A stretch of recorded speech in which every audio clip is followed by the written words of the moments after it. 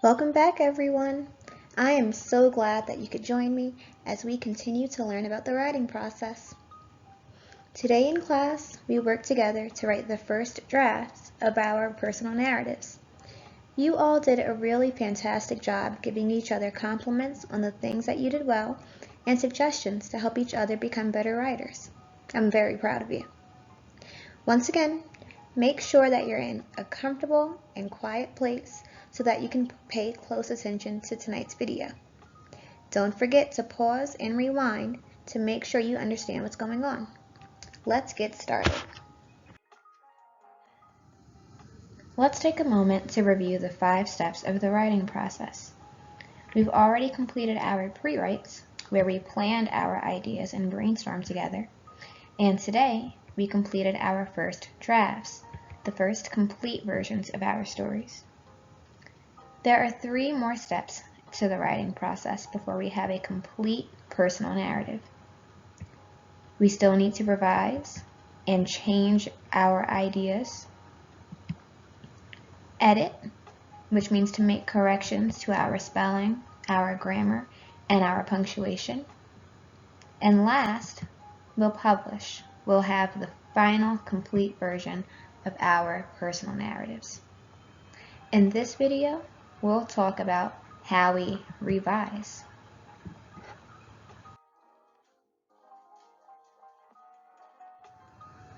Before we move on, let's take a moment to refresh ourselves and remind ourselves of what we need to do.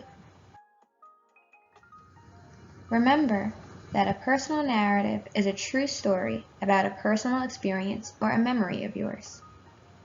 Remember that we're writing about doing something new for the very first time. Last, we need to make sure that we have at least 3 paragraphs. Our stories are not going to be any longer than 1 page.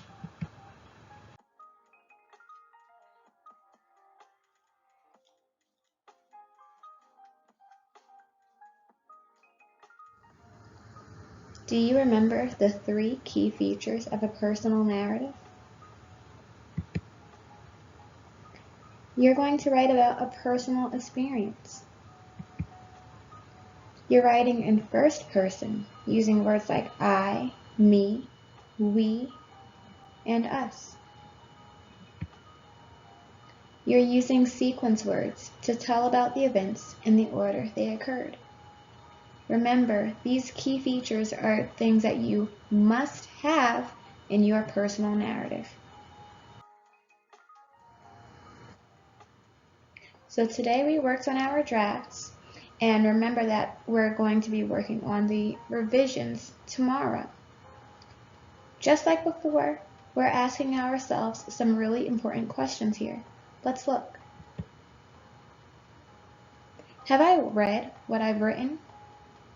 You all know my favorite word, proofread. That's something that we're doing here. We're proofreading to make sure we have everything that we want to include. Should I add or take out parts? We don't want to include details that don't tell about the story. So if we have details that do that, we should probably take them out. You need to think about whether or not there are details that you want to add. Maybe there's something that your reader should know so that they can understand what's going on in the story. You don't want your readers to be confused. Have I used strong, vivid words? Maybe instead of saying mad, you could say upset, irritated, frustrated. Instead of saying happy, you might say ecstatic, excited. Remember to use our strong 4th grade words in our writing so that our readers are engaged and interested in reading your stories. Does my writing make sense? Remember, my favorite word is proofread. So we're going to look over our writing one more time after we revise to make sure that all of the changes we've made still make sense. Let's take one more look at my draft. Remember that I had to use the ideas from my pre-write to write my first draft. Now that I'm ready to revise, I'm going to be looking for words that are not so strong and vivid, and I'm going to replace them with fourth grade words. And I'm also going to be looking for ideas that I need to explain more. Lastly, I want to make sure that my writing is interesting, so I'm going to be adding more ideas to make my reader more engaged in my story. Let's see what I changed.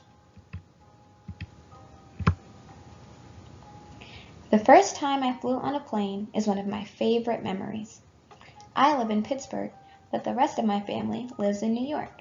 That's where I grew up. One winter, I decided to go home to visit. I made a plan with my dad to surprise my mom and my siblings for Christmas. What have I changed?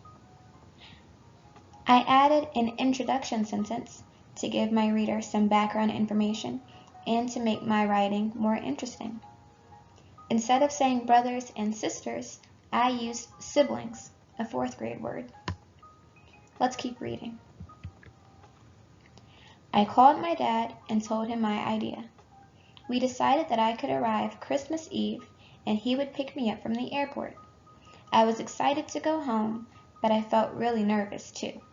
I had never flown on an airplane before, and I had no idea what to expect. Most of my ideas in this paragraph have stayed the same, and that's okay. I've added a few more ideas about how I felt. Instead of just saying that I was nervous, I also added that I was excited too. I packed my bags and bought my ticket. On Christmas Eve, I woke up early to get to the airport on time.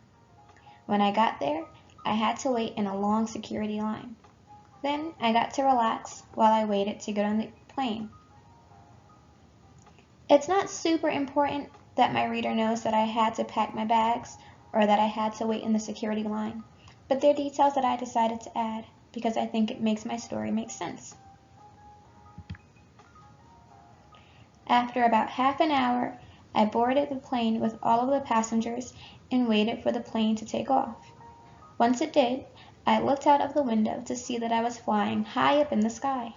It was so exciting. A few hours later, I was in my family's house on Long Island, New York. I got to spend a lot of time with my family, and that made me so happy. After Christmas, I had to get back to work, so I flew home. I wasn't scared at all. In this paragraph, I added some sequence words to make my story make more sense. But most of the ideas, like I said, stayed the same. So when we revise, we don't have to change every detail, but we want to make sure that our story is complete.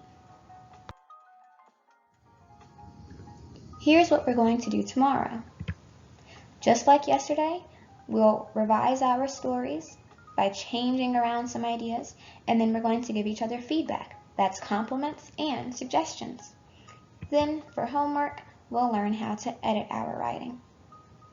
Thanks for watching, everyone. See you tomorrow.